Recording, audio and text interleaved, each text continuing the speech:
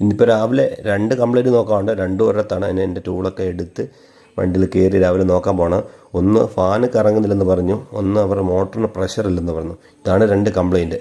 അപ്പോൾ കുറച്ച് ദിവസമായിട്ട് വിളിക്കുന്നു. ഇപ്പോഴാണ് പോകാനെന്നൊരു ടൈം ഒന്ന് സെറ്റായത്. അപ്പോൾ അങ്ങനെ രാവിലെ അങ്ങോട്ട് പോയി. ഫാനിൻ്റെ ഫസ്റ്റ് കേസ്, ഫാനിൻ്റെ സ്വിച്ച് നോക്കിയപ്പോൾ സപ്ലൈ വരുന്നില്ല. ഏതായാലും ഫാൻ പോയിട്ടില്ല. അങ്ങനെ സപ്ലൈ ചെക്ക് ചെയ്യാനായിട്ട് സ്വിച്ച് ബോർഡ് അഴിച്ചു. സ്വിച്ച് ബോർഡ് അഴിച്ചതിന് ശേഷം ചെക്ക് ചെയ്തപ്പോൾ ഇന്നുണ്ട്, ഔട്ട്പുട്ട് വരുന്നില്ല. അങ്ങനെ സ്വിച്ച് പോയതാണെന്ന് മനസ്സിലായി. അങ്ങനെ എൻ്റെ ബാഗിൽ ഡാലിമയുടെ ഒരു സ്വിച്ച് കിടപ്പുണ്ടായിരുന്നു, ഡാലിമ കമ്പനി. അങ്ങനെ അതിൻ്റെ ആ സ്വിച്ചൊക്കെ സെറ്റ് ചെയ്തു, തിരിച്ച് ഫാനൊക്കെ ഓൺ ചെയ്തു. അപ്പോൾ ഫാൻ പ്രശ്നമൊക്കെ ആയി. പിന്നെ ഉള്ളത് ഒരു വിഷയം ചോദിച്ചാൽ മോട്ടറിൻ്റെ ഒരു പ്രശ്നമുണ്ട്. അങ്ങനെ മോട്ടർ നോക്കാനായിട്ട് മോട്ടർ പോയി പൊക്കിയപ്പോൾ ഉള്ള അവസ്ഥ ഇതാണ്.